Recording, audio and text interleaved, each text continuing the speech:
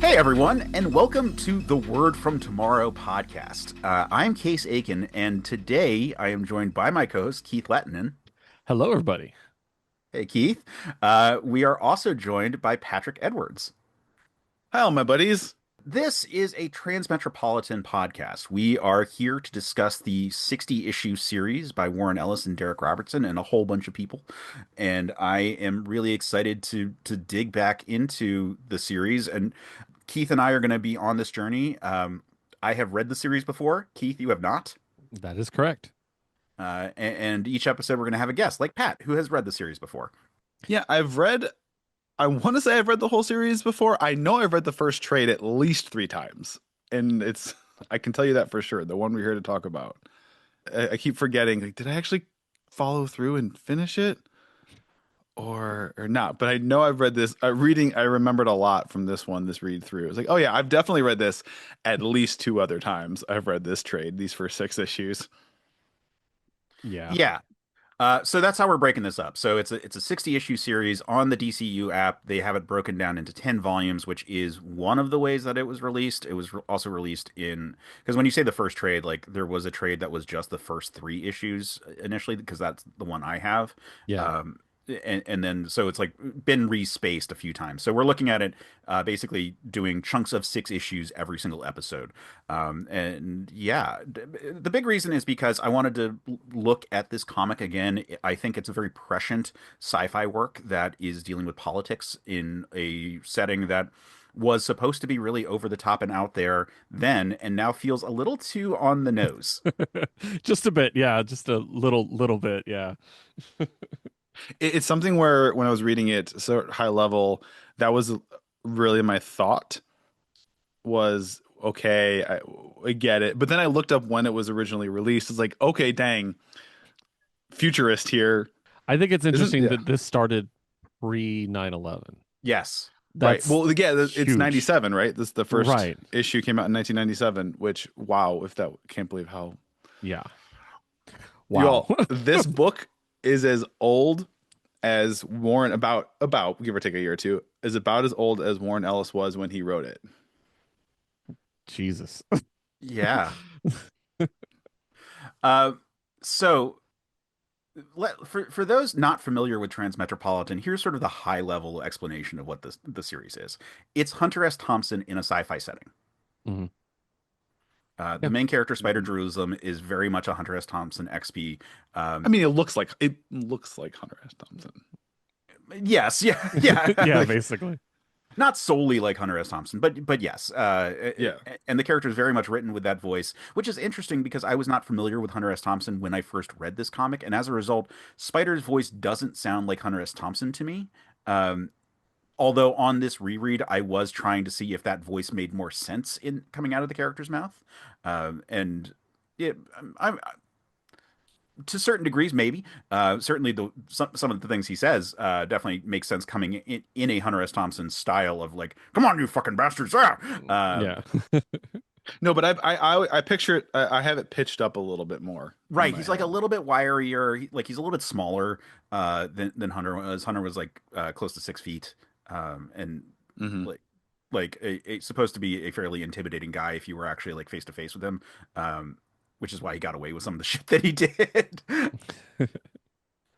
For those of you not familiar with Hunter S. Thompson is the person who coined the phrase "gonzo journalism." He was a mostly a he was a journalist working for Rolling Stones amongst other publications and doing a lot of books in the 60s and 70s for the most part. He's most famous for the book Fear and Loathing in Las Vegas, which was supposed to be a coverage of a motorcycle convention. And it turned into just, oh, by the way, we had a bender. I mean, he basically, listener, was the modern archetype for the what became a trope, a stereotype of like hard drinking, drug using, creative writer, artist, genius who was the only one who could take the world and see it for what it was and tell it like it is. I would say there's been a lot of characters in media that are evolutions or riffs on who he was in real life. The first person that comes to mind is Hank Moody from Californication, David Yeah. Yeah. Duchovny's character, kind of like a what if Hunter S. Thompson type was a Hollywood screenwriter and novelist? That being I said, I would say mean, there is a more famous Hunter S. Thompson XP in the form of the Great Gonzo from Muppets, which is Hunter S. okay. Thompson if he were a Muppet. Amazing. Yeah. Now he's more personable, but he has an obsession with chickens the way Hunter S. Thompson was obsessed with owls, and is named after him. That's And often great. dresses similarly, although that's been downplayed over the years. I think the thing that jumped out at me again, I'm approaching this as a new reader, and listening to you guys talk about it. I'm sitting here listening and not talking much because I'm absorbing as much as I can. But one of the things, if you guys know anything about me, is journalism is incredibly important to me. So when Case pitched this to me, I had an idea of what this was about and the idea of like this of like journalism in general, and then approaching obviously from this Hunter S. Thompson angle. I thought that was really kind of cool. And obviously, we're going to talk about the book a bit in a bit, but yeah, he's an interesting character. I will say that. So yeah, Yeah, the comic goes out of its way to be like, man, no one likes this guy, but he is technically right. yeah, I do like that. Like, it's not in a style of he is the good guy. They don't try to make him the good guy. Like he's right, but he's also an asshole. Yeah. Well, okay, so okay, you all just you so it's funny because you both just you said it in so many words exactly, but while I was reading it this time around, there is a quote from another very famous movie that kept playing over and over in my head is Big Lebowski to Walt, and he's like, "You're not wrong, you're just an asshole." Yes, exactly. Yeah, 100%. And it's interesting. Like yeah, we'll get into it. I won't jump into it right now, but yeah.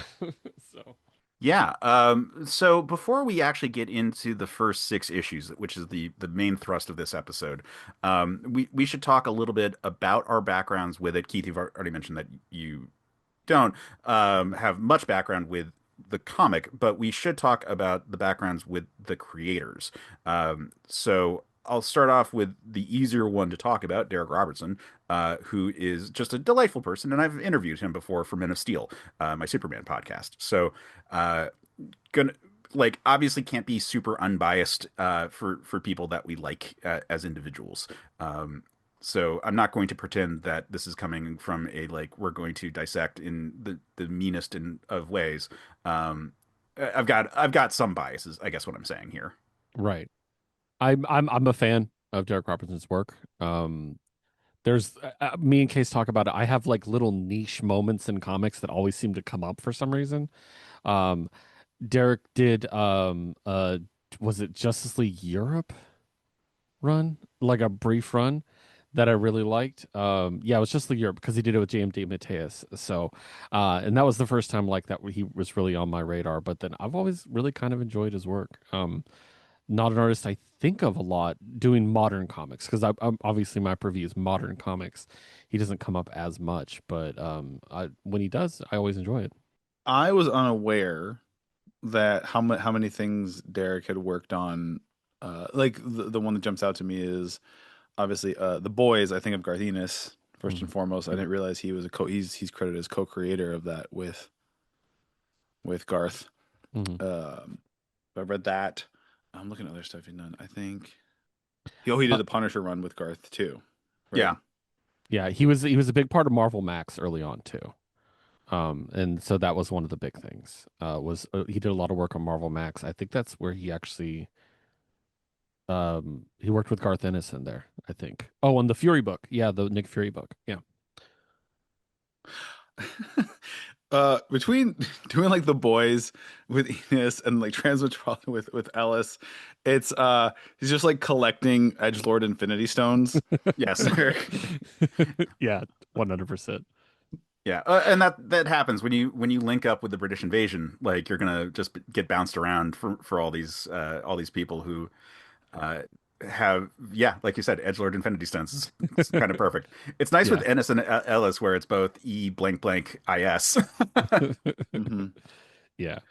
And so that's I mean, I've obviously read things Darick has worked on, but less aware of him as a person. I think for good reason, if that's a good thing, because when you're talking Ellis, obviously we need to address that up Yeah, top. so why don't we move to that one? And Ellis is the more controversial figure. So Ellis is a prolific comic writer who's written a ton of stuff I love, a ton of Hmm. stuff that a lot of people love. But it came out around 2020 that he had used his position of both power and fame as a way to coerce many women into sexual relationships with him, under the promise of advancing their careers, and then not doing so. Not that that necessarily makes it better if he If he did follow had. through. Yeah, like I'm not. Yeah, it's fucked up and gross either way. Yeah, It's Yeah. wrong. Yeah. it's somehow worse. Like, Yeah. yeah. Um, yeah, and obviously we want to bring it up at the beginning before we even get started because it's a serious thing.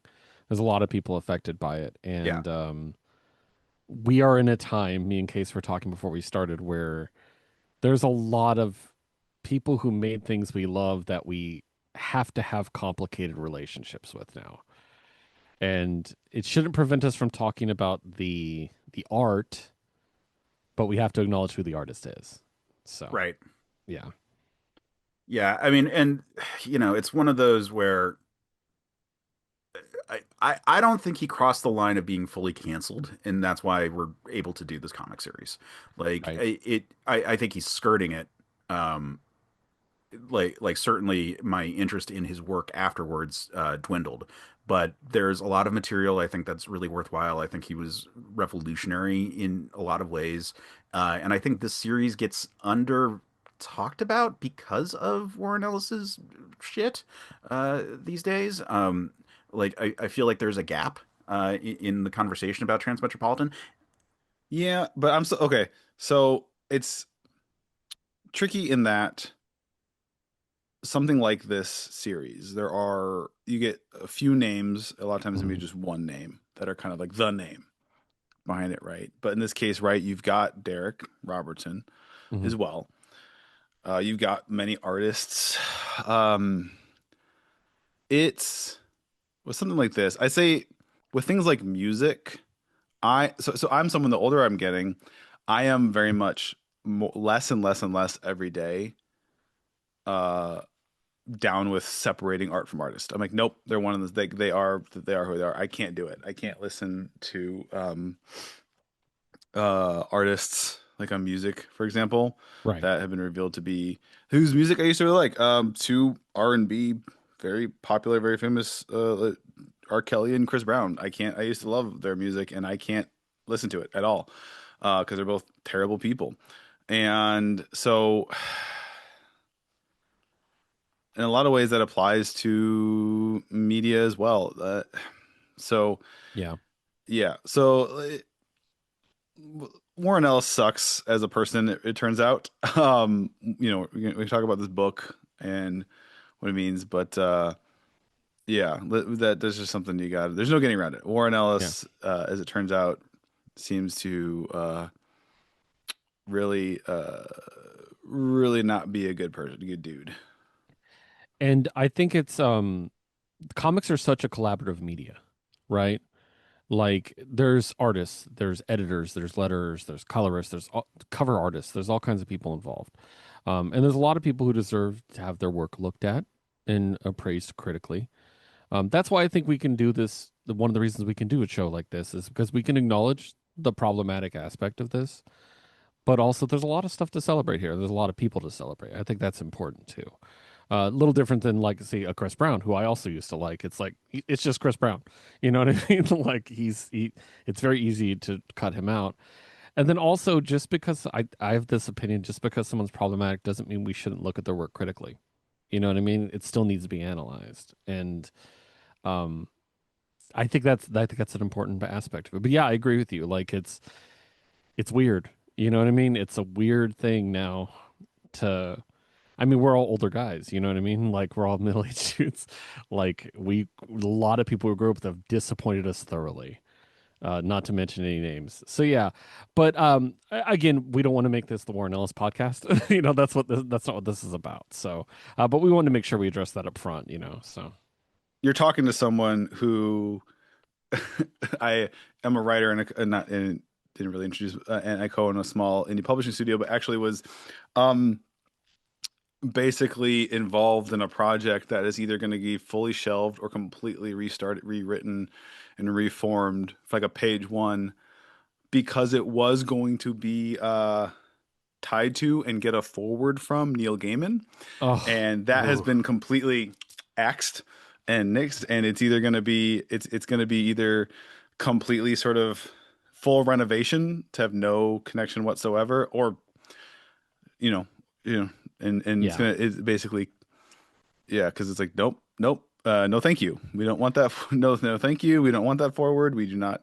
need to be associated or want to be associated with you. Yeah. Uh, so, but yeah, it's something Yeah. where you got to do you got at the end of the day. I get you Well, 100%. I refuse to like, you know, I'll take a bath on labor spent or money spent on production of something if it's the right thing to do. I'm not, I can't not. You know what I mean? Like, I just, I get you. yeah. Yeah. I think what it comes down to is that there are dicks and there are assholes. And like I like Warren Ellis is famous for writing dicks, and it just turns out that his personal behavior was more like that than anyone expected. Yeah. Meanwhile, Neil Gaiman is an asshole. Monumentally. Yeah. Yeah. Yeah. I mean, Um, yeah, And it sucks for both of them because both of them like drape themselves in progressive politics in a way that it becomes more uh, depressing because it is a betrayal. Uh, like a Joss Whedon. yeah, Like, yeah. yeah. And Yeah, then I mean, exactly. it's, yeah, that is in people who. God, we really got derailed here, but no, it's important. It's important. It needs to be addressed. But like, yeah, this is so Yeah. important people, forward. Yeah. I get really worked up about that, as you can tell, because there are people who have very regressive and bigoted beliefs, right? Hmm.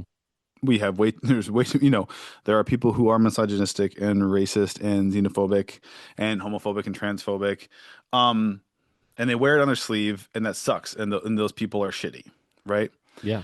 But there's another level of insidiousness for people like these. No, it's men. It's always men. Let's be real. Men we've mentioned who know better and know, like, will put up this front or say all the right things and be self-identified feminists, but then be absolute monsters Hmm. in real life. Um, again, I won't name. I'm not going to name names this time. But again, somebody who in my career has run afoul and been,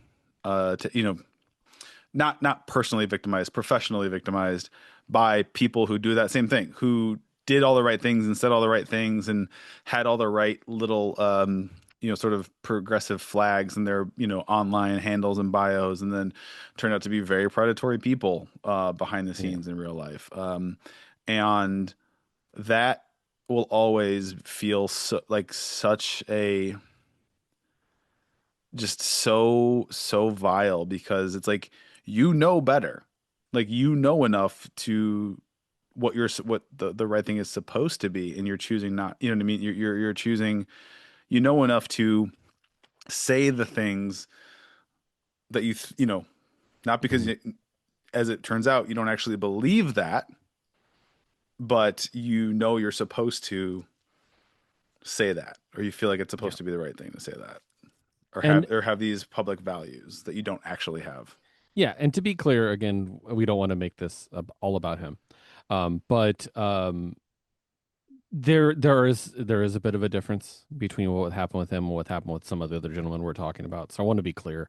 And also, this isn't a legal matter, so we're not speaking in kind of legal behalf.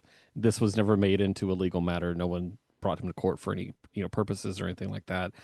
Um, and if you would like more information, go to so manyofus.com is what I'll tell you. This has been an ongoing thing between the women involved and Warren Ellis, and There's updates on there. I read through the whole website last night. It was really great. So just check it out there. I think that's probably a good way to like leave it out, let people read it for themselves and understand what happened. Because again, we don't want to make this isn't a drama podcast. You know what I mean? So yeah, Yeah, I mean, well, there's plenty of drama for us to talk about in the actual text that we're going to be Right. We looking can get over. into the yes, book, but that I feel like that would be it would be irresponsible to not Yeah, address the that up top 100%. in this right. Yes, first episode. yeah, no, 100%. Yeah, I mean, I would say like this as a podcast is something that I saw as both a thing I wanted to experience because I wanted to do the reread because it just felt extremely prescient for tonight or for the times, Yeah, but at the same time, it looked like there was a gap. Like there wasn't a like there was coverage on Trans Metropolitan. Like I could find like videos, but it wasn't like a series like going over the whole thing. And that's why I thought that this was good for us to sit down and actually break down the series issue by issue. yeah. So in light of that, let's get started with the first arc of the book. So it opens in up a goddamn mountain is what it says. Um, and the protagonist that we were introduced to looks incredibly like Alan Moore. We just need to Yes. say that part right up Hmm. there. When I was a kid and I was reading this for the first time, or I should say when I was in high school, I latched onto the Alan Moore part, and I had no idea who Hunter S. Thompson was. So I was like, "Oh, that's an interesting take, being the Alan Moore thing." Now, so this is not the look that Spider is going to have for the remainder of the series, but they do introduce him as a extremely bearded fellow who is covered in tattoos, and we establish quickly owes a lot of money to a publisher, or rather owes two books to a publisher, and has spent all the money that he made off of quite a bit of like commercial success. Yeah. I uh I was gonna bring up the Alan Moore thing, and I brought up with Case beforehand. It's like I'm not crazy, right? Okay, so good.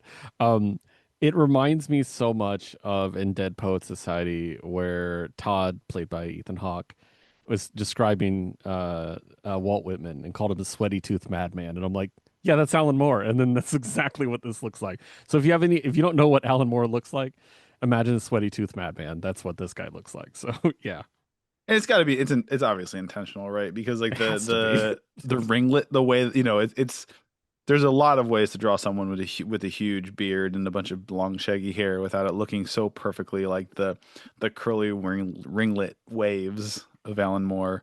Yeah. That's a question for Derek. I wonder if he had like a note like make him look like Alan Moore. Yeah, Like, so, yeah, I've heard people make the comparison that it's Alan Moore turning into Grant Morrison. oh my God, you're right. That's Uh, great.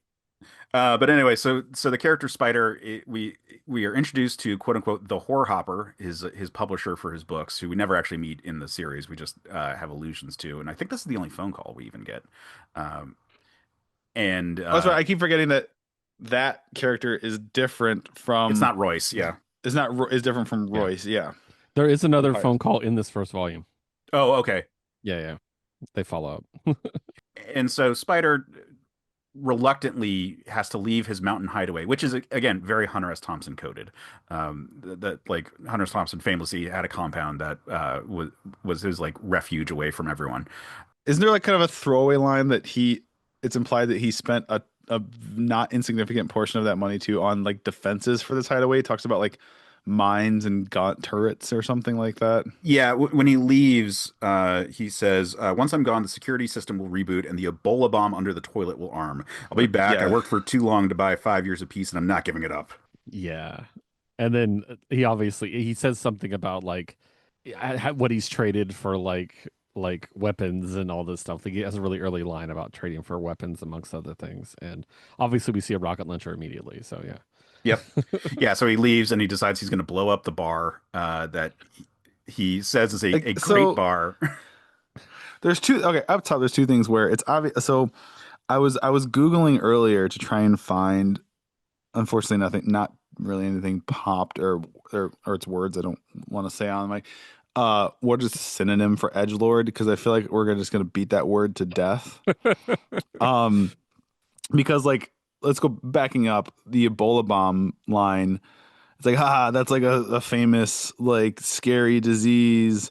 Oh, Uh, they but dropped the but but phrase but then he talks Ebola about in so protecting his many peace, things. but that Yeah. would ruin his hideout if that went off. If somebody came in there and ruined it, Yeah. like it'd be infected, it'd be contaminated. You wouldn't be able to go back to it anyway. So that's a dumb plan. And then yeah, rocket launching the bar. How does he know no one's in there? Did he just commit murder?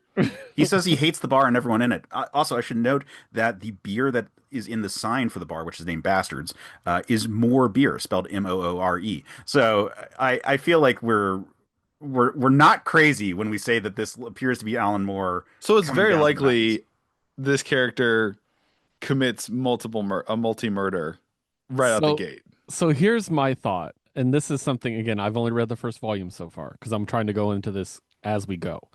Um, my thought is everything that happens before the toll booth could be a Hunter S. Thompson hallucination type story. Like, you know what I mean? Again, this might not be revealed later on, but I was kind of like, I didn't tell the poor bastard about the bats. He'd see them soon enough himself. You know what I mean? That kind of thing. Right. Like, did he actually do this, or is this like some emotional trauma he's going through leaving his little base or something like He that? was actually just living in like a little shitty rented room above the bar, and then instead of a bola bomb, he just took a really nasty shit and didn't flush. Uh, Yeah, like he's just imagining this.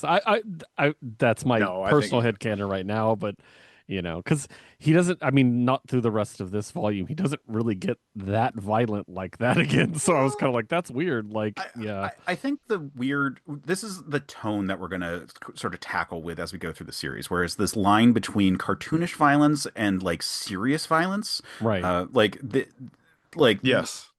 we get close-ups on the really bad stuff pretty frequently in the series, but also especially Spider, but not alone, is prone to doing all kinds of crazy hijinks. And like, you know, it's a weird world where like death might not have the same permanence for everyone. Like they can vac grow people. They can beam brains in from body to body. Like it's possible to like there's a whole thing about like resuscitated people like after they die in cloned bodies. So like it's possible that like we're meant that some of these are not as severe a thing. And so him like just blowing up the bar is just like one of those like ha ha ha Bugs Bunny antics. Okay, you were just that's one of my notes is he's Bugs Bunny. He's very Bugs Bunny coded. But yes, there is some wild swings in tone with the violence because it's like when he's doing it, it's it's like framed as like funny or comical or like wow, what a he's I can't he's so cool he can do this and get away with it. And then it swings to horrific. Like not to skip, but like the Angels 8 riot. Like that some of those panels are real tough. Um and I don't know if that's a good thing or not, the being so with the swings, but it is just something to point out. Is yeah, there's definitely it's interesting. Yeah. No, I agree. And especially with like you mentioned the riot, which we're definitely going to talk about. Yeah, with the narrative over it, you know what I mean? Him narrating over it, it made it even more kind of like emotionally devastating. Yeah. And so yeah, it was a huge swing in like yeah, in the tone and the mood. Yeah, as we'll see as we go through, there's like a lot of cartoonish violence for the sake of it. I would say it vacillates between cartoonish violence and serious violence and doesn't really have a non-violent state. Like there are a few moments of general like tenderness between characters, but those are always like quite shocking because they are so rare in the series. Right. So Spider heads into the city. We have an encounter with a toll booth, which I'm only bringing up because it's honestly, it's cited by Darick as like one of the examples of how technology, even by the end of the series, had moved past like some of their like futurism of the beginning of the series. Hmm. Because he cited in one of the intros to one of the books that by the point that the series had ended, like Bluetooth headsets had become a thing, and just like oh man, the tech has gotten so small relative to like what we were like imagining, even at the beginning of this.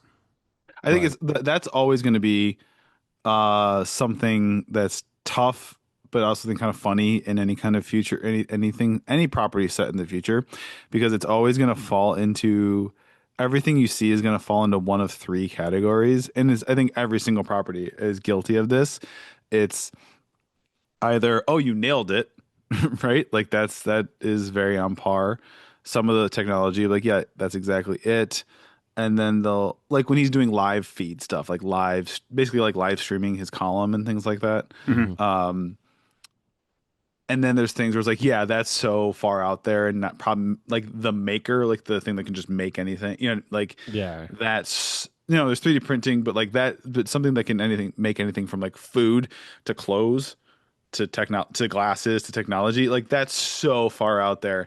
And then yeah, like case your point, you get stuff where it's like, oh, we're way past, we blew way past Yeah. that. uh there's the scene he like assaults some guy and like a hairpiece falls off or something like that, like, and that those still exist today, but it's like you'd think they would have maybe had maybe a cure for that. They have all this other technology and people are Right. augmenting their DNA, but so they could probably cure baldness if you're changing your DNA. Yeah. Yeah. Yeah, I mean, just to like skipping ahead slightly, but the scene with the maker where we get the whole explanation for how it works, where it like has a base block of dense matter, or you can put garbage in it to operate it and so forth. He then activates it to create his picture shades, and he says, "Give it 2 gigs of onboard memory." And it's Right. like, That's yeah. and in 1997, that was a ridiculous amount of storage. Right. Hmm. And now like that is comically small to the point where like things can't operate. Yeah. I have terabytes in my PlayStation. So, yeah. I mean, But our phones are in. Yeah. yeah, no, I mean the again, this is a forward thinking, but in a lot of ways it's like stuck just because like a bunch of paradigms hadn't shifted in the real world yet. And one of Mhm. those paradigms is 9/11. Yeah. There's a lot of ways that we think about the world that shifted after the series came out. But it's interesting to see what a really dystopian, bleak perspective of a future, like in an explicitly capitalist future, looks like from the perspective of someone, you know, close to 30 years ago. Yeah. The bleakness being a pre 9/11 thing was a real surprise to me.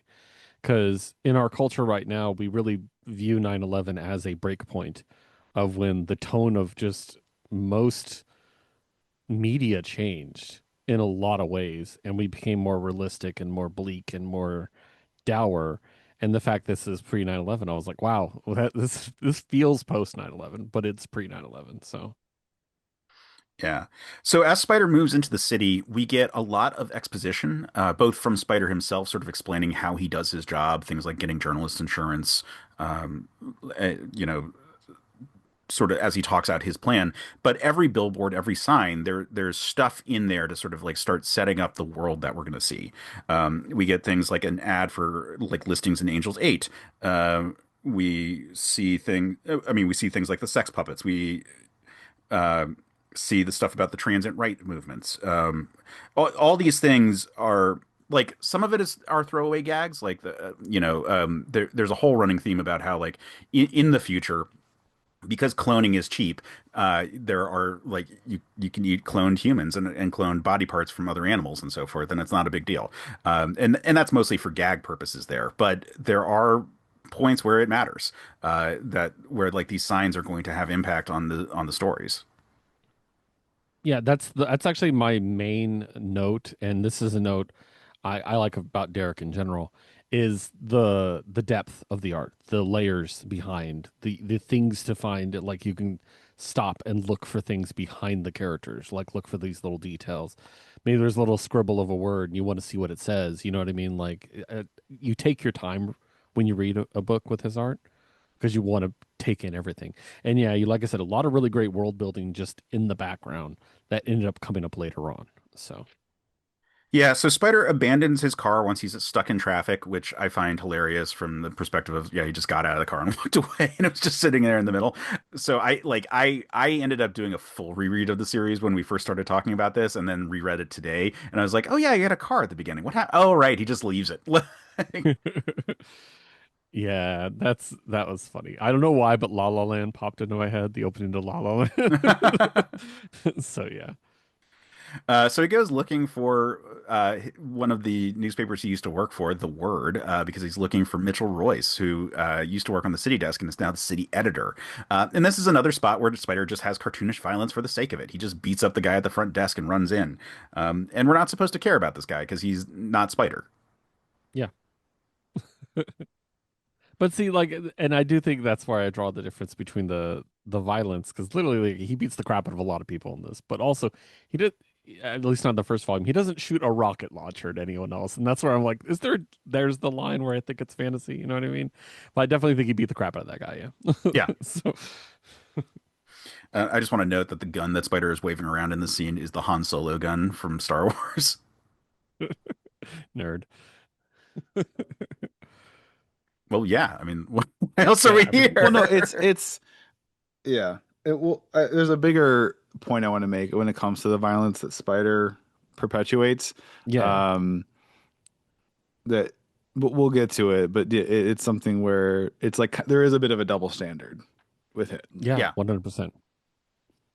Yeah, I mean, again, he's supposed to be like because he's the good guy and the protagonist, like everything he does is in some way Super. justified or Hmm. at the very least overlooked. But it will come to a point in the series as things escalate that like he will perpetrate like real violence against characters, mostly in self-defense. But those are supposed to be like dramatic differences from like his normal kind of just like again Bugs Bunny-ish rampages. Right. Hmm. So he talks to Mitchell Royce, and Royce sets him up with, okay, you'll do a column because you are a celebrity. And I think that that part we need to emphasize that even now it's still important. Like his name recognition is so important because of the books he already wrote. That he's able to get this like fairly cushy gig. Even the shitty circumstances they set him up with at the beginning of this book, where they provide an apartment for him that is like a not great apartment with like a shitty maker and like the phone line is cut off except for when Royce needs to call him.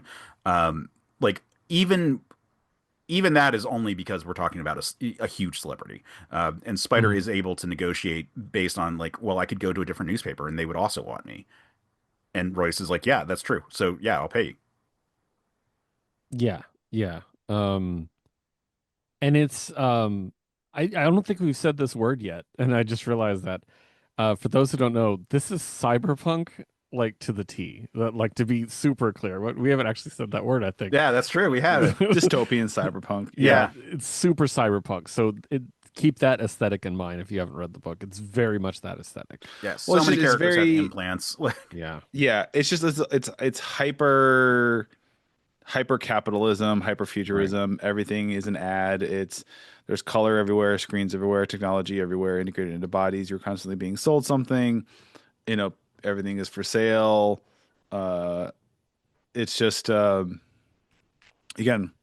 not Yeah. too far off. We're on the Yeah. path.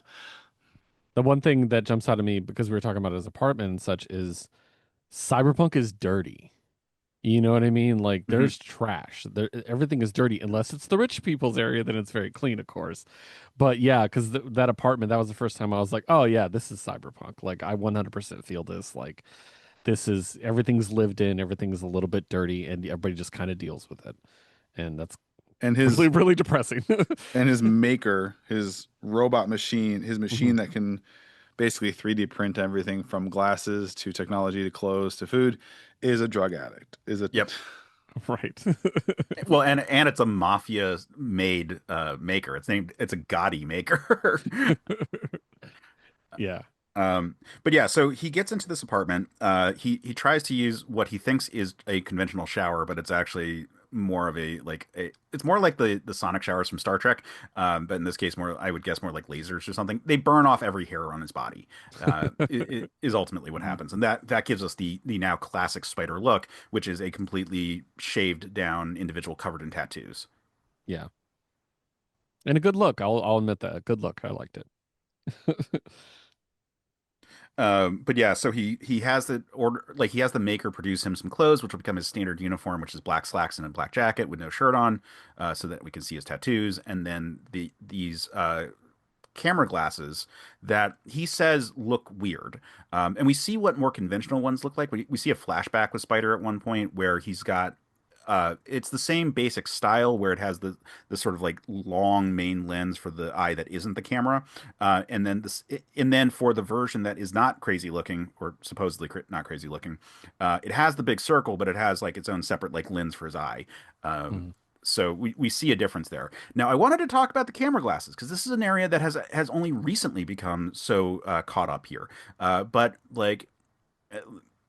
like there are AI glasses now, like there's like the Meta Ray-Bans that are pretty good at doing pictures and actually very good at doing uploaded videos and more. So this is another area where like our technology of today has sort of surpassed the technology that they were presenting as being like a crazy future thing. Yeah, but so much. What's fun?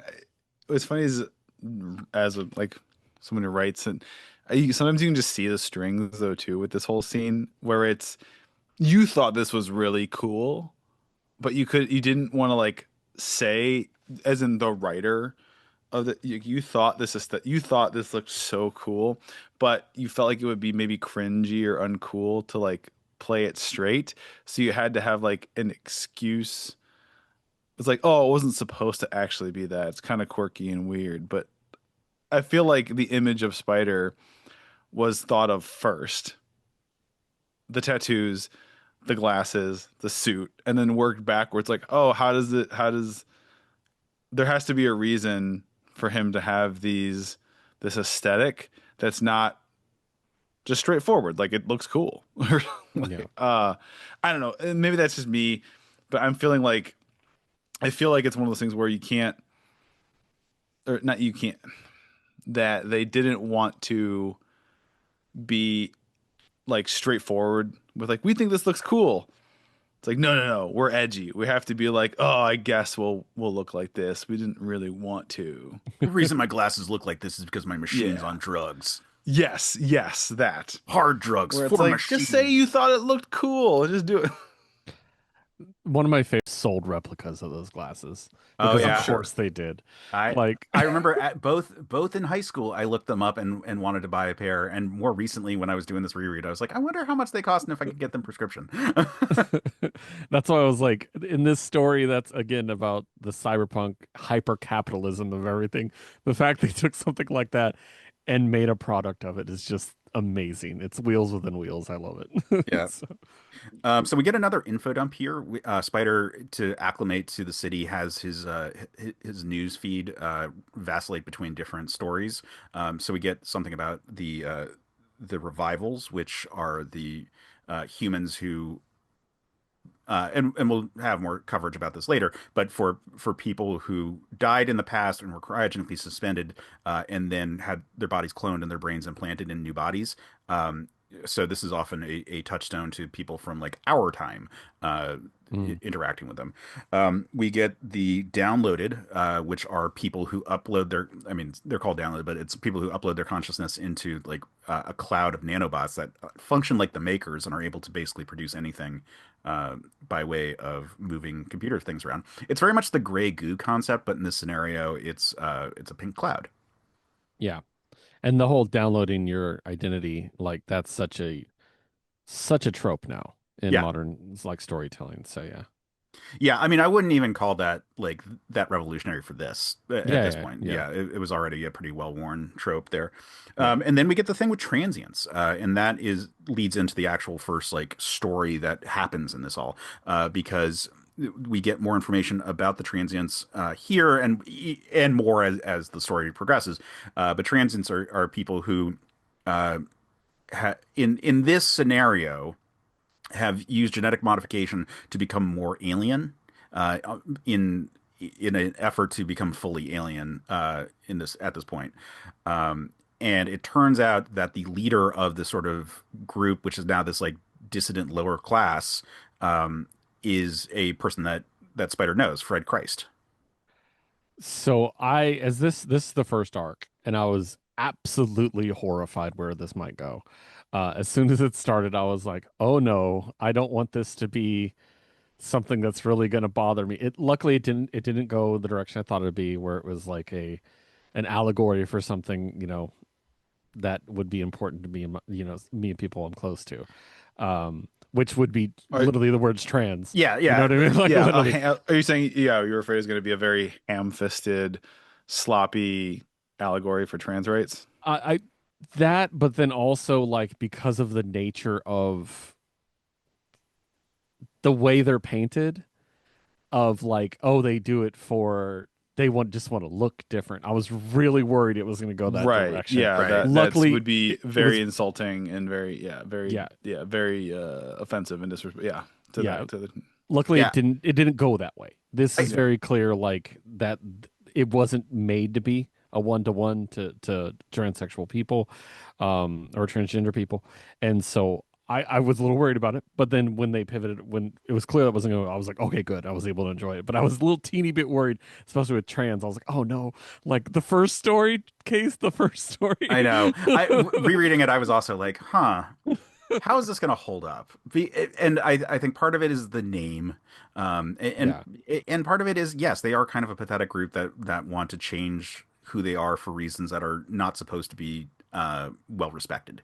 Uh, yeah, we find out more as the story goes on, like about the types of people who do it, and a lot of them are just people who are looking to belong somewhere uh, that isn't where they currently are.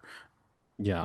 It would be more comparable to like a cult that like, well, like the Nexium cult. I've been talking about that a lot. That they got the brand, you know what I mean? Like that, it's more similar to that. Um, and it was very careful. I noticed specifically talking about transgender people. It was very specific. Not this is my identity, and I should be this. It was very much like I want to be this. It Right. wasn't like this is my identity, and so that's when I felt like more assured of that this wasn't going to be a problem. So yeah.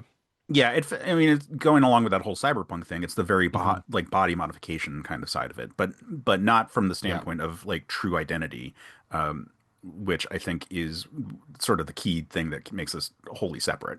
Yeah, yeah, exactly. It made me a little more assured that this would be okay to read. Yeah, so um and I'll be honest, I mean we're going to talk about the whole story, but I'll be straight up, this I loved this arc. I really this arc really, especially the third issue that we've kind of hinted at already with the riot. I was like, wow, this is really affecting, and I think it did a really really great job. So we'll jump into it, but I wanted to get that out before we continued. So Yeah. So identifying Fred Christ, who is the leader of the transient movement, Spider is like, I can get an interview with this guy, and decides to head to Angel's Eight, which is this like slum in the city that he says is close enough that he can walk to.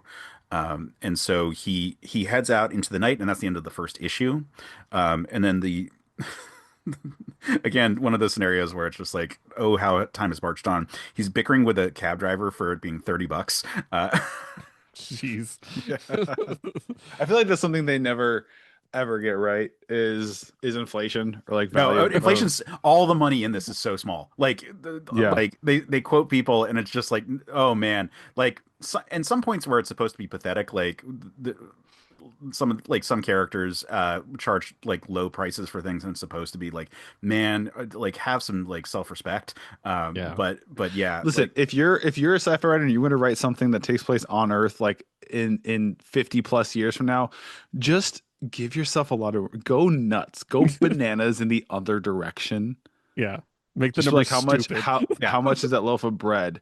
$10,000 for that loaf of bread. Oh, what a steal. It must be on sale. yeah, Like force sake there's your credits. yeah. Yeah, exactly. So Spider goes to where they have the roads barricaded, blocking off this area because the transients have declared that they want Angel's Aid to be or to secede from the planet and become part of the alien colony on Old Villainous. Um, and so Spider is able to very easily like bully his way through, and it's not a big deal. Not Um, bully. He doesn't he does more violence. He like he puts a punches the cigarette out in guy. someone's eye.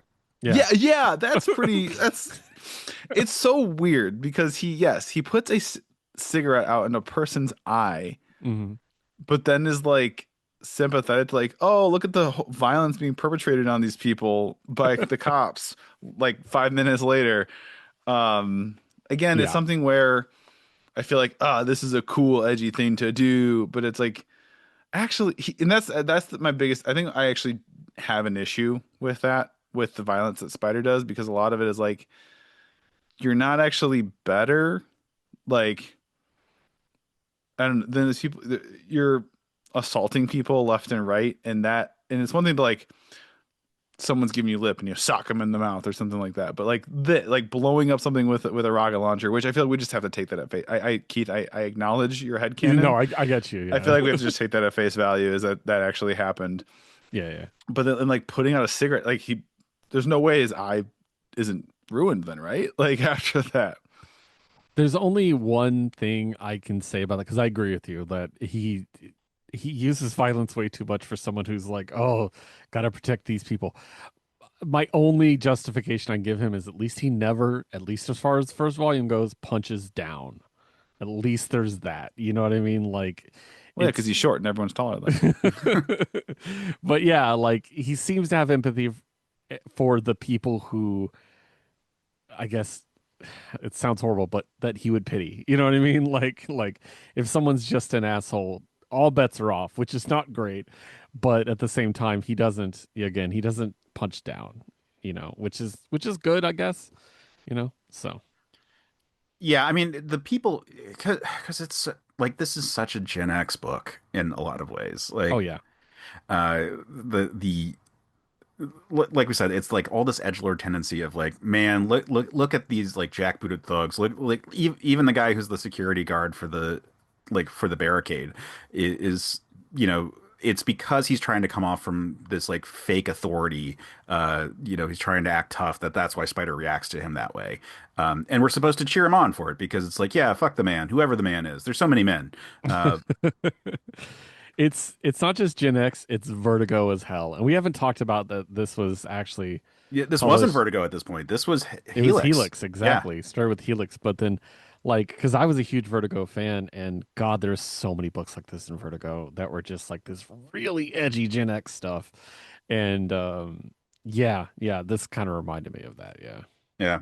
But he travels through the community of transients and identifies a woman with a child and tries to talk to her. And she's very scared, but he is like, look, the police are definitely coming, and if I don't talk to Fred Christ, then this no word is getting out, period, about this. And she points him in the right direction and says, when you get there, remind him that this is his kid too. Yeah. So setting up Fred as not a good person. Um, and he thinks to himself that Jesus, Fred, I swear you'd stick it in the mud if you thought it would wriggle. Yeah, and that kind of does reinforce the whole culty aspect of it, less of the social commentary of it. So I appreciated that moment, even though it's grim, to really emphasize, hey, this guy's a grifter taking advantage of people, basically. Yeah. And so Fred, or rather, Spider finds Fred's bar, or where he's like holed up as his like base of operations. Assaults the guards out front, and kicks his way in, and fires a gun at a lot of things. Doesn't appear to kill anyone. Um, Yeah, I forgot about that moment when I yeah, talked about his violence earlier. I just it, remembered But that did it's now. he also did he not have the gun? Did he take it off one of the guards? I think so. I think he took it no, off the guard at the door, I thought. he appears just to have it. Uh, Oh. It's also possible because we find out the guns have different kinds of calibers in the future. Like they're really powerful guns that are very small. It's also possible some of these are like not particularly strong. Like the gun that he's using here might be like pellets or something to that effect. non-lethal, something, Because yeah. yeah, because he doesn't kill anyone in the scene. It, and we at a certain point in the series, we do find out more about like how many people Spider has killed, and it's not just like some comically large number of like, oh, every place I go, I've set off a bomb and like wiped out people. Yeah. If we take that, seriously, like the number given. Right. Um, but so Fred comes out clearly having been in the middle of sex, demanding that he has uninterrupted sex. It's important for the mission. Um, because he's awful. But he recognizes Spider, and he's excited to see Spider because Spider used to give him good write-ups when Fred was in the music industry. Yeah. Jumping ahead a tiny bit, I like that he's basically like, I got a interview with Fred, and his editor is like, yeah, who doesn't? Like, and I was like, yeah, like that's a really interesting thing that this guy is, willing to talk to anybody with a camera about, again, that grifter, that cult mentality. Yeah. We get more information about the transient movement. We get how it started off as what they call temping, where it's like temporarily turning into some other creature, and that aliens specifically came through. Now, one thing I love is the fact that alien culture is just eaten up and devoured by capitalism and like commoditized and then just spat out, and no one's interested in it anymore. Like that, I think is so interesting that like we made connection with extraterrestrial life and it doesn't fucking matter. Yeah. The most realistic thing about this book. Yeah.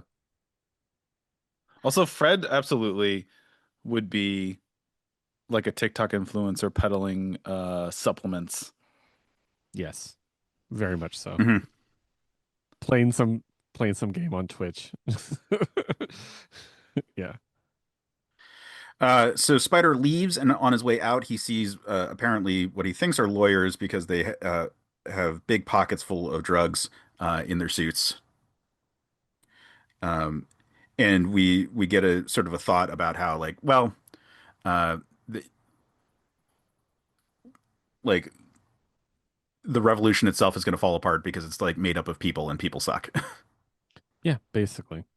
And that's like kind of like this would be a good time to bring up the thing that I find very interesting about Spider is that he is such a sloppy, violent, like explosive mess, but he's also really competent at what he does. And just that moment of being like, I immediately know those are lawyers. This is why, like again, that's that journalist thing. You know what I mean? Like you got that nose for the information, and then compare that with again the tonal dissonance of him jumping in there and firing a gun. And I'm like, it's really weird. Like, yeah, Yep. Uh, and I would say it's particularly bad earlier in the series where it's like kind of finding its voice. right, And so there is more of that whiplash. yeah. On his way home, Spider encounters a character that will be a mainstay of the series, which is the gecko-eating cat, the two-faced cat that smokes with one face. And, I don't believe ever gets a name. I love the cat. I mean, obviously. So, yeah, Talk about grotesque. yeah, that's Yeah. the hideous cat. But yeah, so this is where Spider gets a call from Royce, and where we establish that like everyone has gotten an interview with Fred Christ because Fred Christ is just a whore. Um, Yeah, and basically. yeah, but it establishes like, oh no, there is going to be like violence is actually about to break out. Um, and so Spider is like, shit, I need to get back to where I was, because there's going to be a story here. Um, oh, and here's his car. He did get the car. Yeah, he Okay. did get the car back. So, I didn't catch uh, that. So, yeah, I like to he- think it was registered to him and they looked him up and then he was registered at that apartment or something. I don't know. or it's got a robot inside. As much as there's a lot of good art pieces by Darick. When you cut back and he goes back to Angels 8, the the police in their riot gear with shields that are like shaped and colored like stop signs that say like submit submit now. now or Yeah.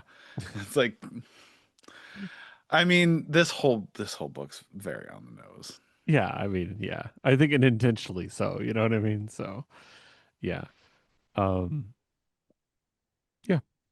Yeah, so Spider races into Angel's 8, and we get a lot of shots of the ride. And this is where like the violence is very much supposed to be grotesque, and it focuses on these like terrible moments there, as the cops are just like laying waste at these people.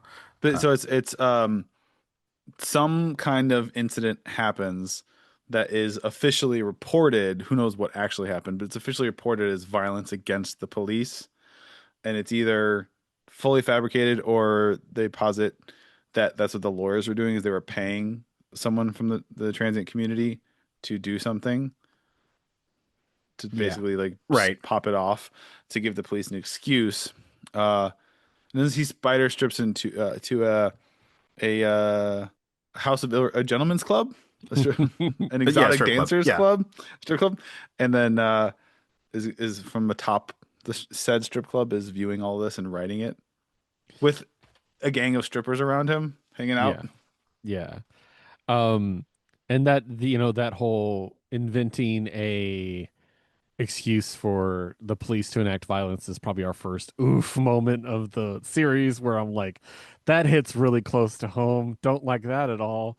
Like, but it was interesting. And maybe that's why this was the first time I was like, holy crap. Like, this is the first time the book really hooked me. I'm like, oh man.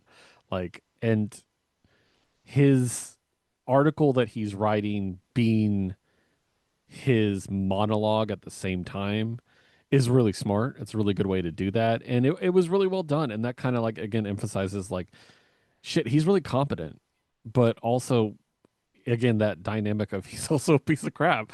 Like it's really it's not whiplash because I don't know if it's necessarily bad. It's just interesting. So but yeah, that was the first time I was like, okay, I actually really like this character, was this monologue. Even though I do feel it was a bit um what's the word I'm looking for? Cashing in on the suffering of others. There's a little bit of that, you know what I mean? Like like, oh, you're standing there watching this kid get killed. Go help. Stop writing about it. You know what I mean? Like, I don't know. That was kind of weird to me, but I get the point. He's a journalist. He observes. He gets the word out. But that was a little weird. So Yeah, I mean, ultimately, like what he does is the right thing because he successfully defangs the police response yeah, by writing it. What he does is that he talks his way into a strip club by way of pretending to be a pregnant woman, and then when they open the door, threatening to gouge out the remaining eye of the bouncer, who also is one-eyed. So Spider likes to go for the eyes. Is the long story short there. Goes in and goes up to the roof, leading the strippers who had all holed up in there, including one who will become important later.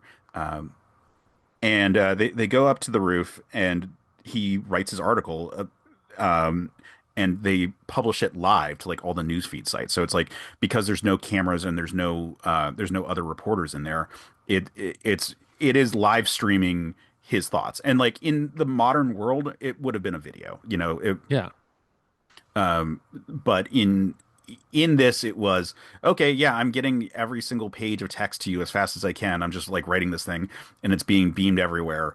And so he describes in like graphic detail along with like pictures he's sending from his glasses, um the the actual riot. And I think the note that really gets me is where they're talking about the cops beating up someone and it says one of them is groping his own erection. yeah, yeah. No comment. Yeah. Uh, Speaking of like when I first read this, I was not familiar with the idea that the cops were the bad guys. And this was a very eye-opening kind of work for me in that regard. I could imagine, yeah. But Spider writes this incredibly passionate report about like what's going on for the Angels 8 riot and like points out that it was probably not caused by the transients, and that this is like a completely over the top response. And because there's an outcry from the people, the city center like calls off the police. And so in doing his job reporting, he has succeeded in counteracting this riot. Yeah. And importantly enough, protects the people, not not Fred's structure. They make a point of that. Like he's not defending Fred, he's defending the people who really can't defend Yeah, well, themselves. because Right. also fuck, because Fred turned out to be A not only pedophile. just like yeah, a pedophile. Yeah, he's a piece Yeah. of shit. So fuck Fred. Yeah. But that doesn't mean those people deserve to get stomped on. But yeah, Fred Yeah, Christ is a piece of exactly. shit. Yeah, Um, they made that distinction, which I appreciate. Like he's like helping the people. Fred still sucks. yeah, Yeah. and that's what is the case like that's like propels him back into the like public consciousness. Yep, he's Like Spider's back. yeah. This is another point where inflation is just wild. I was gonna say that, yeah. It's hey, get some perspective. I just made you thousands of dollars, Spider.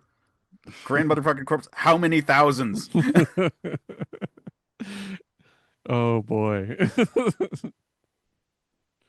But so Spider is all excited about being back and having done a good job when the police roll up next to him. This is like a day or two later, and they just beat the shit out of him. Uh, and they say like, don't fuck with us ever again.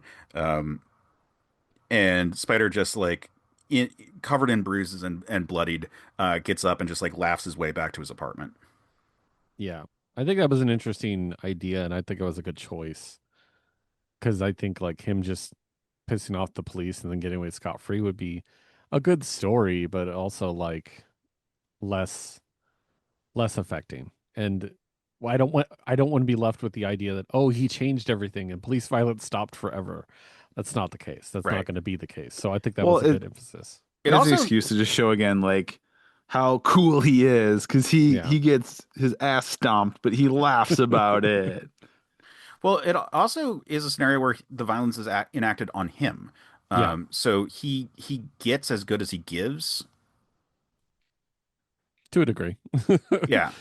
He didn't take anyone's eye. They didn't take his eye out or anything. Yeah. Well, we don't know for sure that he actually took the guy's eye Yeah, I out, know. but yeah. Yeah. Yeah, yeah. And it was, yeah, again, wrapped up this first like 3 issue arc. Introduced us to him pretty well. I think it was a succinct story, you know. So Yeah, so jumping on to the next, so like that's the first arc of the book, and it introduces us to this world and so forth. But jumping into the next issue, Spider's been moved into a nicer apartment, and this will become a running theme of the book. As he becomes more and more famous, he keeps getting nicer apartments. And Royce tells him that he has an assistant now that is coming to move in with him. And this also introduces a thing that'll become a staple of the book, which is the bowel disruptor. so edgy. Poop. Poop jokes. Yeah. Oh my God. Um, this not the bowel disruptor, I'll be honest, but this moment is when the book really took off for me because I think we needed this other character. Because otherwise, again, he's just Bugs Bunny walking around beating up people and yelling. Well, Um, it's you know, yeah. I mean, it's a classic literary or like writing mm, mechanism is you have like the new person who's like almost who basically gives an excuse for a lot of exposition to yeah, happen or yeah, yeah, for the experience to explain a lot of things that the audience doesn't know, but it's good to tell that without just like spell, because like, oh, well, there's yeah. a new person, it's, very The classic yeah, writing the storytelling audience mechanism. surrogate. Yeah, yeah. Yeah. Yeah. And that was it, the assistant shows up and is it, do you pronounce it Channon? I say Shannon. Yeah. Channon, Yeah. Shannon who was one Yarrow. of the strippers that he hung out with during the riot. Yeah. Notably the stripper who had barcodes on her titties. I noticed that actually in the art. I thought that was very interesting. Um, and I like Shannon. I it's funny if I had a nickel for every podcast I did with Case where a stripper in a comic book is probably my favorite character, I'd have 2 nickels because we did Superman Earth One. Yep. Like so, I guess she was a prostitute, not a stripper. Okay, never mind. Anyways, but I like her, and I like that. Again, I've only read the first 6 issues, but she feels like the kind of person who, whereas she does get railroaded by him a lot, is also going to be the kind of person that will call him out if need be. Yeah. The first thing she does to make Spider kind of like her is that she successfully identifies that he has a bowel disruptor aimed at her. Hmm. And he's like, you know what this is? I built one in high school. Yeah. Yeah, so Shannon's introduced, and she initially comes in as his assistant, but she is kind of a badass. I shouldn't even say kind of. She is a huge badass. Like the stripper thing is almost like, well, why the fuck were you doing that? Because like you, like you're so competent in so many areas. Just that it surprises me that she wasn't making more money doing like other jobs because she's like a former bodyguard and various other things. Right. Um, this also sets up the one of the reasons why I think some of the violence might not be as like permanent is that there are traits that people can download, such as an anti-cancer trait. That you can just take, and thus you can be a smoker, and it's not a big deal. And Spider insists that his assistants are smokers like him. Yeah. That was a choice. Just oh, you can take a thing, just not get cancer. Made me think of The Expanse, but they had to take like the cancer drugs every day to do it. So yeah, Yeah, they hand wave stuff. Like basically, I think the thought is that smoking looks cool, and so they just wanted to like not have a concern about it any yeah, further. yeah, Because seriously, like Spider, like the smoke Spider like has is like the way Todd McFarlane did Spider-Man's webs. Like, like it's an integral part of like the character design, having like a yeah, ring of smoke around his body at any given time. yeah, Yeah. A little bit of a art cheat though too, 'cause you don't gotta illustrate the parts that are obscured by smoke. Yeah. Well, not that they're getting off that easy. Spider's covered with like complicated tattoos. Yeah. yeah. I really regretted that design after a while. Yeah. What one thing to note is that Spider greets her naked, and when she goes like get him some food and stuff, she's like, "You have to be wearing pants when I come back." Yeah, But they talk for a bit, and like again, Chen is a really nice character. I think she's interesting. She's very smart, and she impresses Spider very quickly. yeah. He definitely, without openly admitting it, he definitely likes her. He's definitely like, okay, I can work with you. You know what I mean? Like if it was anyone lesser, he'd be like, I don't need an assistant, or he'd treat her like crap. But yeah, she impresses him immediately, and he's just like, okay, we'll deal with this. And he also seems eager to share his journalistic expertise with her for her to learn. So yeah, Yeah, he does provide her like some insight in terms of like what you know what are things she should be doing if she wants to become a better journalist, and that is it's good and it helps humanize the character further. yeah, definitely. But the president is in town. He's on the campaign trail, and this is probably the most one-to-one like Hunter S. Thompson scene in the entire series. Uh, It's also the most Bugs Bunny too, because what do you mean he can just like walk into the bathroom while the president is peeing in the bathroom and put his hands on the president?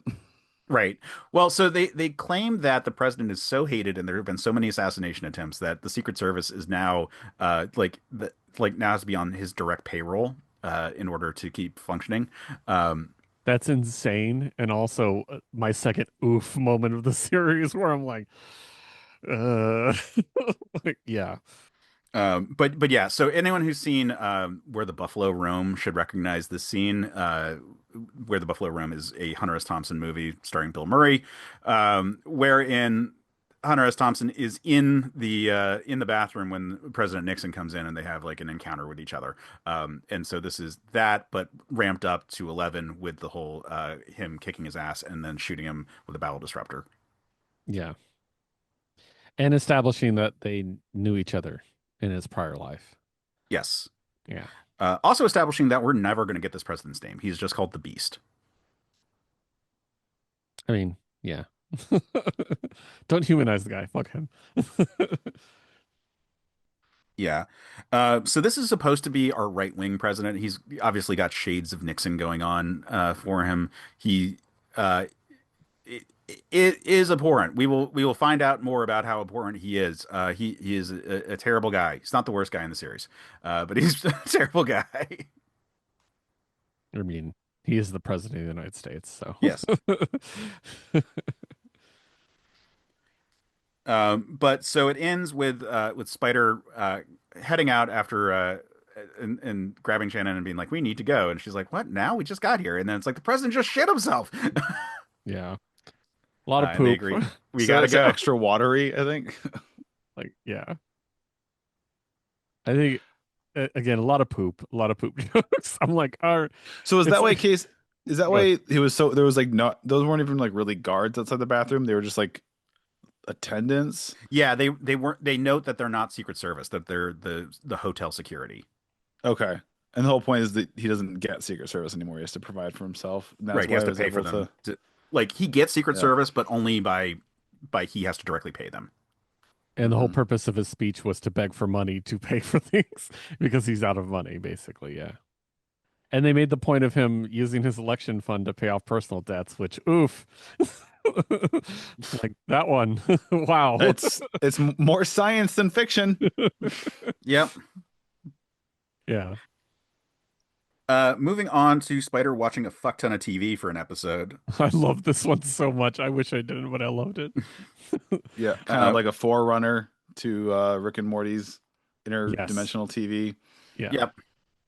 And the fact that so much of it was reality television just disgusted me because I'm like, oh God, like that is what TV is now, is a bunch of unscripted stuff, so we don't have to pay writers. And it's like, that made me uncomfortable. Yeah. Yeah, we do meet Zhang, which is Shannon's boyfriend, who is a bit cyberpunky. He's got like tech implants all A over his bit. body. Yeah. Yeah, his whole yeah. Well, at this point, it gets more cyberpunk. Yeah. Oh, is he? I forget. Yeah, does he like just slowly just keep replacing more and more of his body with? Um, We I don't want to spoil stuff. it's anyway, yeah. Like, yes, eventually he becomes more machine. Hmm. It's fine. I didn't like him immediately, so Yeah, you're not supposed to like him. yeah, yeah. Um, He's not good enough. Actually, I will say that if we want to talk about like writers sort of like outing themselves, like the description of Zhang, who is like there until he's not, is very much Warren Ellis sort of doing stuff that is like, oh yeah, that's the kind of stuff people say about you. And it was also really like again in a book with very little subtlety. That was a really good subtle description of that kind of situation. I really like the wording of it. It's there until he's not. I was like, holy crap, that's poetic. Mhm. Like I really like that. Yeah. But anyway, so yeah, we get a whole bunch of TV. We open with an ad for Air Jesus,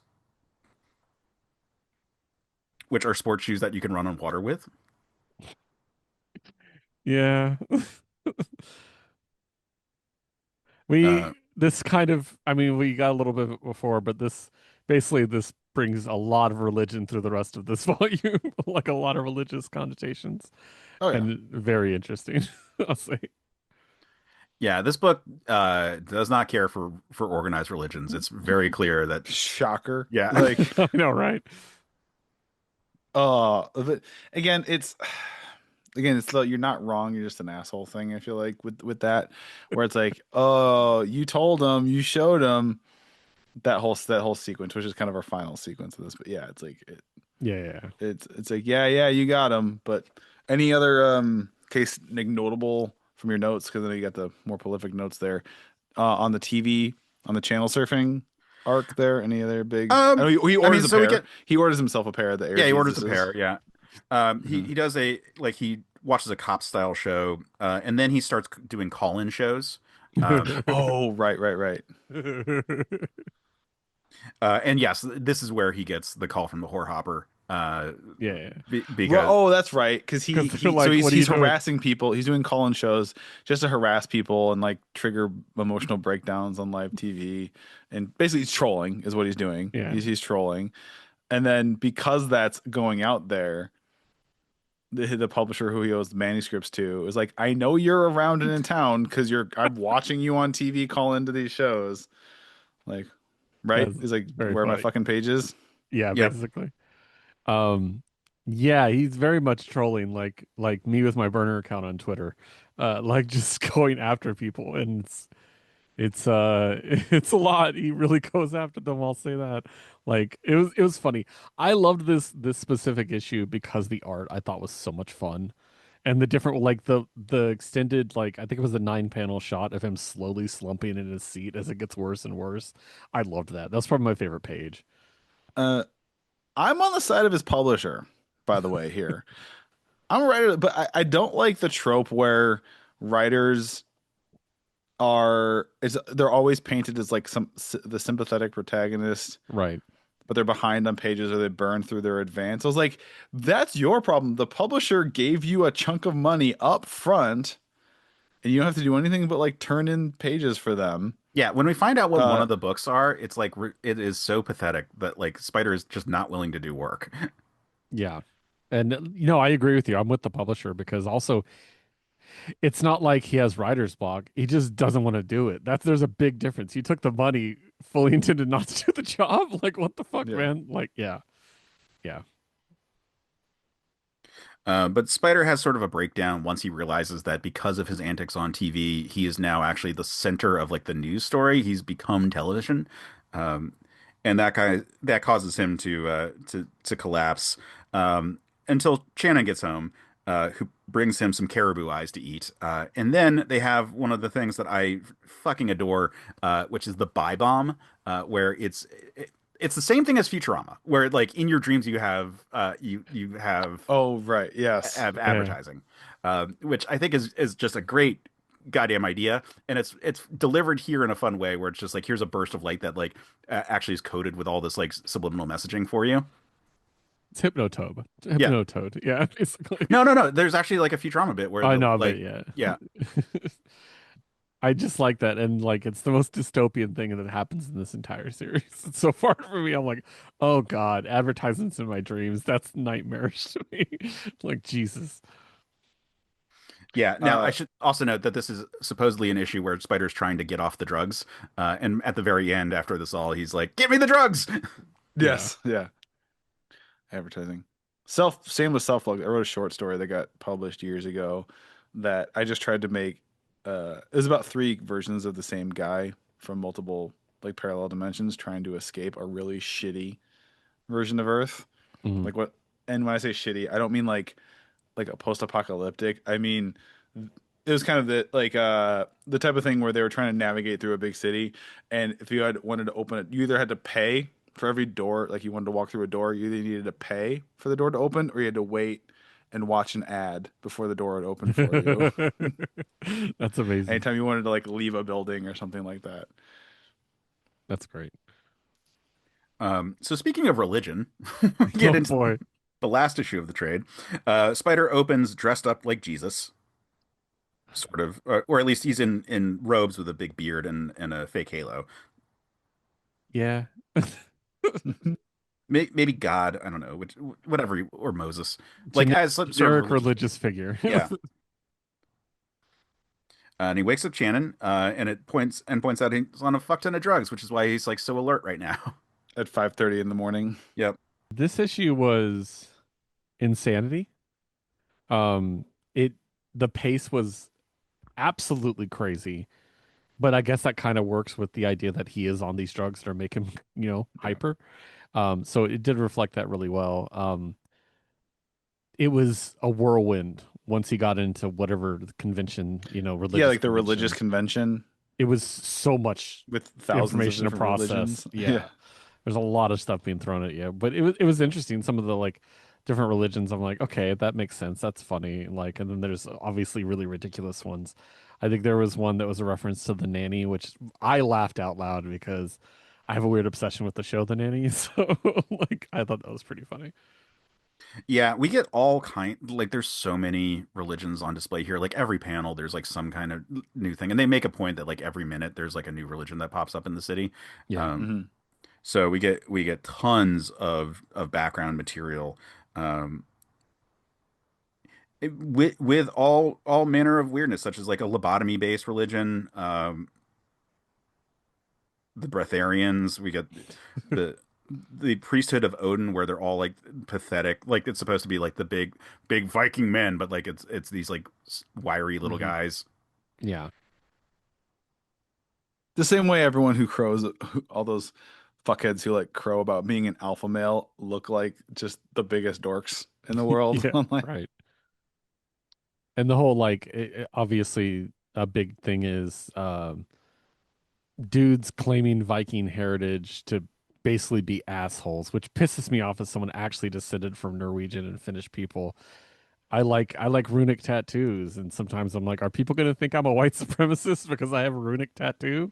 Like, oh, I mean, yeah, I mean, yeah, look, you're these talking to someone who douchebags. is, I have resting MAGA face, I call it. People just look at me and assume, but like, no, no, no, no. So I try to wear my, I'm like, Yeah. nope, nope, I wear blue. no, no, No red for me. no, no. Yeah. Gotcha. But yeah, so we see all these different religions, and Spider eventually like goes on a rampage. He like this guy who uses like an ice pick to do like lobotomies as part of their faith. Spider like kicks him to the ground and like lifts up his outfit and goes, "Read my fucking scripture," um, as he flashes his genitalia on him. This, by the way, is where a hairpiece comes off that Yes. we alluded Hmm. to before. Um, but yeah, I mean, Spider just like goes on this rampage, and it's very much like Jesus with the not the tax collectors, Yeah, or with the the money merchants. Yeah, the lenders, money He lenders. money literally lenders flips the in the table. Like, Yeah, yeah. yeah, he literally. But again, this, and then when he first meets Shannon at his apartment, it's again where there's like the double standard because it's Spider and he's like the protagonist.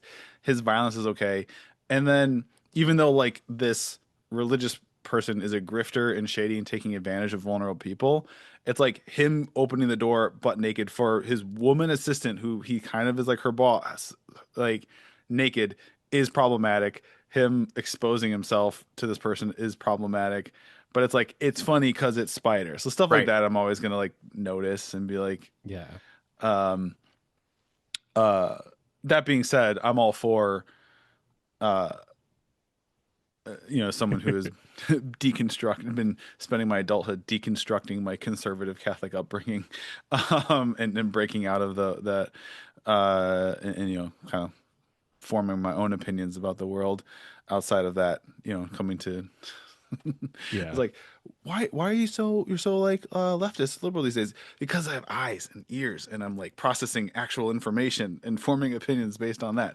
But so I did like the like putting the religious charlatans and grifters in their place. Yeah, Yeah. it is very much like, oh, look at the magical truth saying bastard Spidey here. Like he is he is wise beyond beyond words, and what he says is the truth, and that's what he's like ranting about at the very end. That all he's doing is speaking the truth. Uh, Mhm. it it's a fun issue. It like what is interesting here, looking at it, knowing where the series kind of goes and how it turns into more arc focused. We get a bunch of one shots at the end of we get the 3 issue arc to open the series, and then these are one shots to sort of like set the world a little bit Hmm. and just give us like Yeah. a breather before we get into the next big arc. Um, so it's fun that we've got these moments here, and like it's one of those scenarios where Spider is such a fucking prick, but he's not wrong.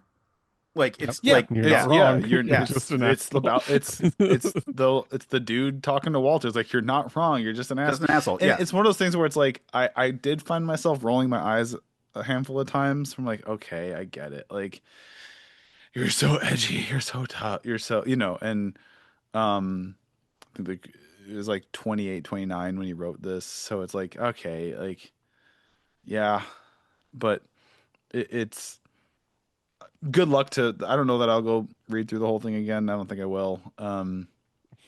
But good luck to you both as you continue on this journey.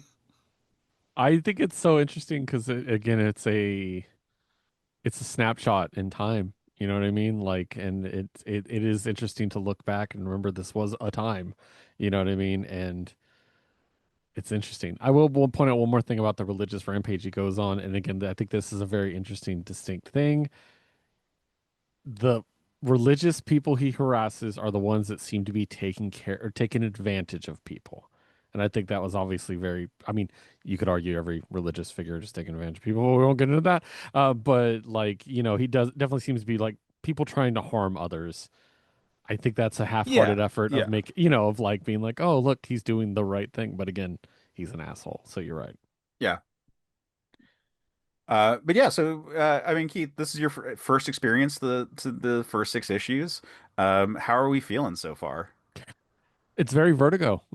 Yeah, As somebody who read, a lot of stuff like the DMZ, the Exterminators, Losers. I love the Losers, for instance. Like that kind of era of Vertigo, this feels very much in that. Some of the political stuff, as you said, was incredibly prescient and uncomfortably so at times. Uh, yeah. But it's interesting. I don't like Spider, but I don't think I'm supposed to. So I think it's succeeding there. And going forward, I think the thing I'm really loving is that Shannon is there. I think she's really going to help ground this story a bit, which I really appreciate. So, Oh, yeah, I but think I think the creators wanted you to like Spider. I think they thought he was so cool. I think at the time, like, and you're not. I agree. You shouldn't. yeah, Put him in the pantheon of characters that if like you put him up there with like Tyler Durden. I'm like, if you think he's so cool and awesome, like I don't red flag. trust you, and I think you missed the point. Uh, like But that's the thing, though. I don't think you missed the point if you think Spider is cool, because I think what you just said, that the creators think he is cool. Yeah, exactly. no, the creators think he's cool. So I guess it's not a one for one because Yeah, um in Fight Club you're not like it's not supposed to be, oh, the Fight Club is a great thing, good thing, and people fully are just misunderstanding the text and yeah. the Oh, you know. 100%. Yeah, Yes, and I'm contradicting myself, but yes, sorry. So it's not a one to one because yes, in this case, I think the creators of Spider absolutely earnestly think he's so cool yeah. and want you to think he's cool. But And we as a I'm people just look back and say no. yes, like, yes. yeah, I'm saying in 2025, if you still think Spider is like super cool and like I'm like I don't I'm gonna side eye you. Yeah, I have a distinct memory of this because me and Case have talked about this in the past. One of my obsessions when I was younger was Wizard Magazine. Anyone who reads comics, man, we loved Wizard Oh, Magazine, right? Wizard. God, it was Oh my great. God, you just And core one of the memories I just remember there was unlocked like a and top 100 comic book characters of all time. And I remember when I they was didn't. younger, they did something like, and they put him in the list. I'm like, who the fuck is Spider Jerusalem?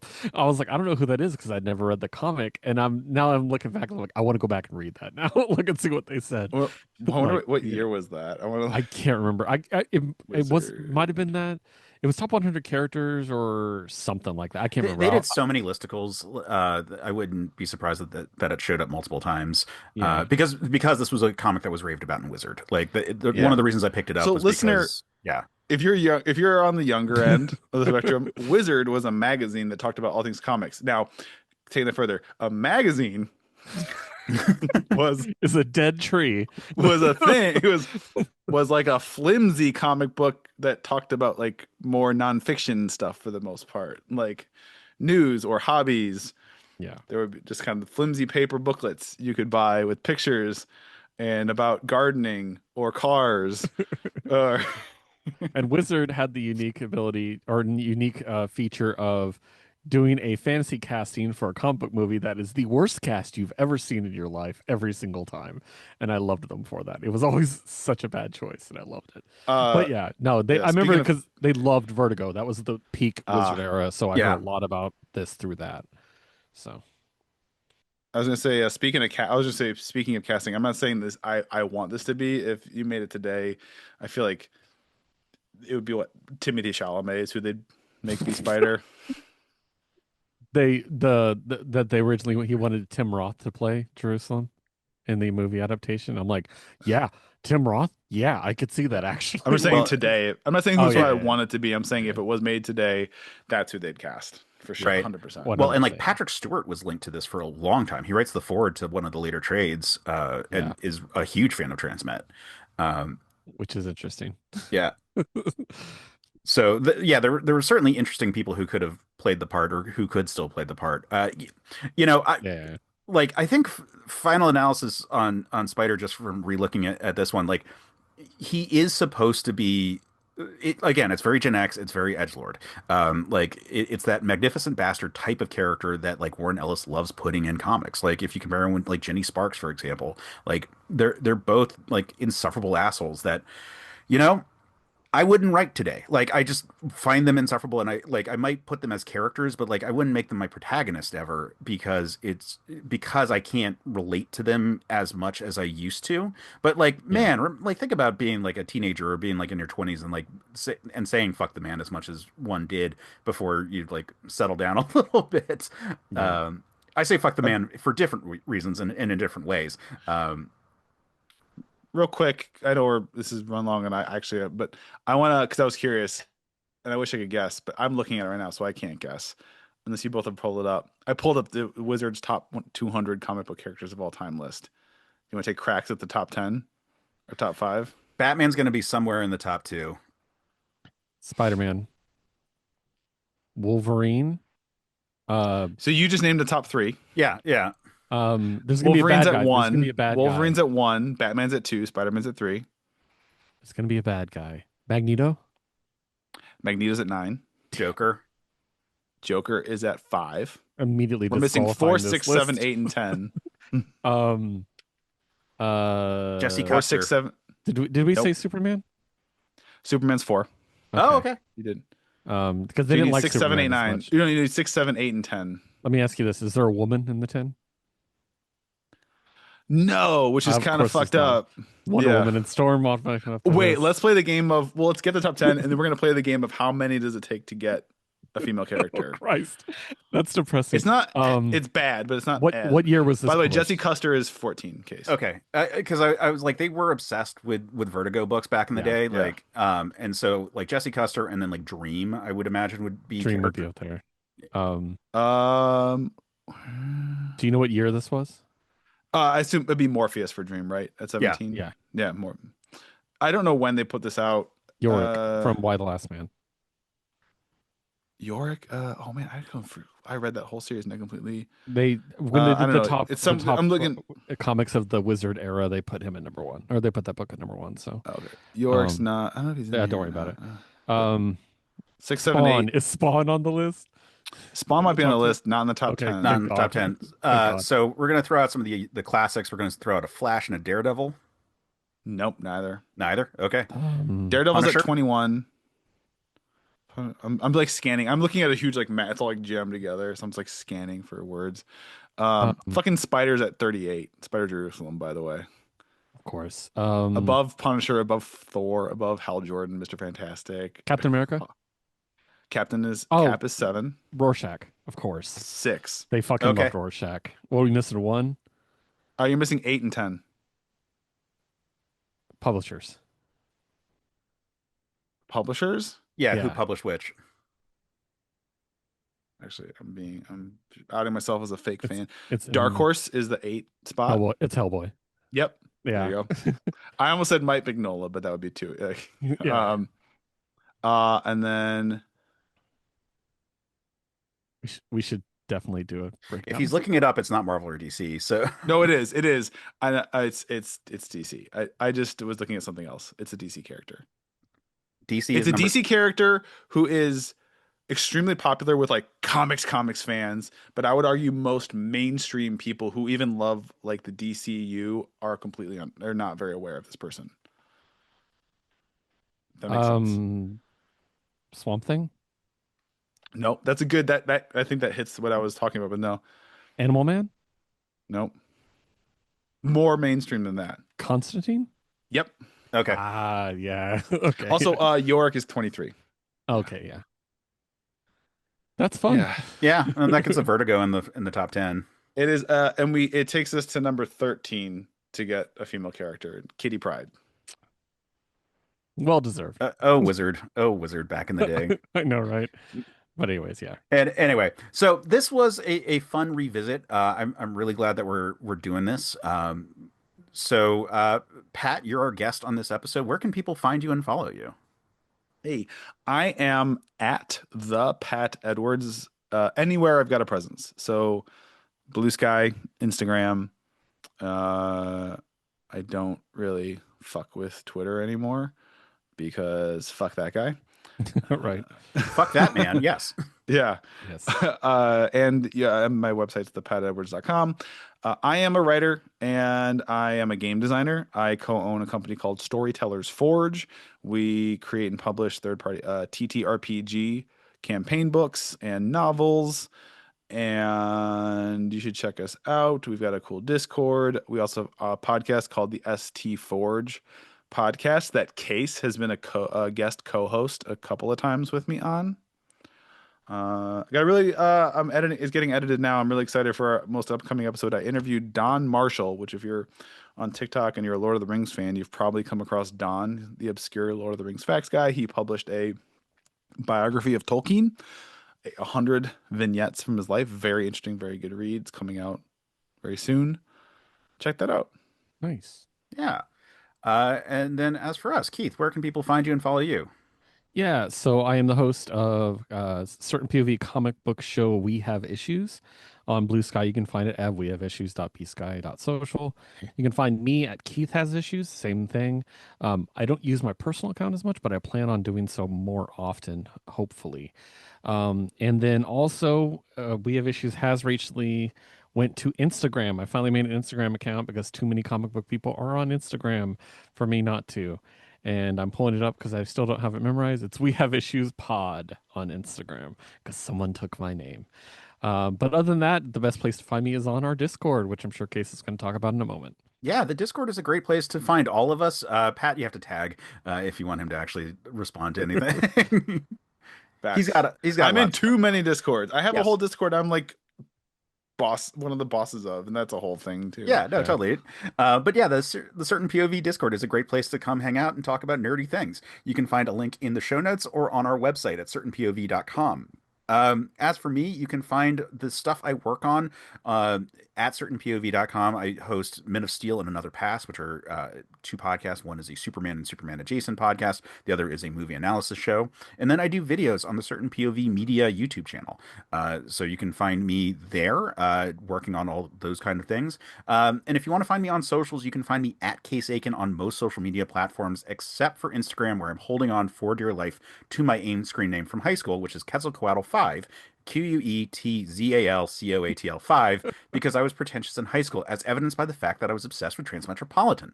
Uh, Awesome. yeah. So on that note, we this was a good conversation. Pat, thank you again for joining us for this Yeah, one. Keith, definitely. thank you for joining me on this adventure. And yeah, but until next time, this was The Word from Tomorrow. See you next week.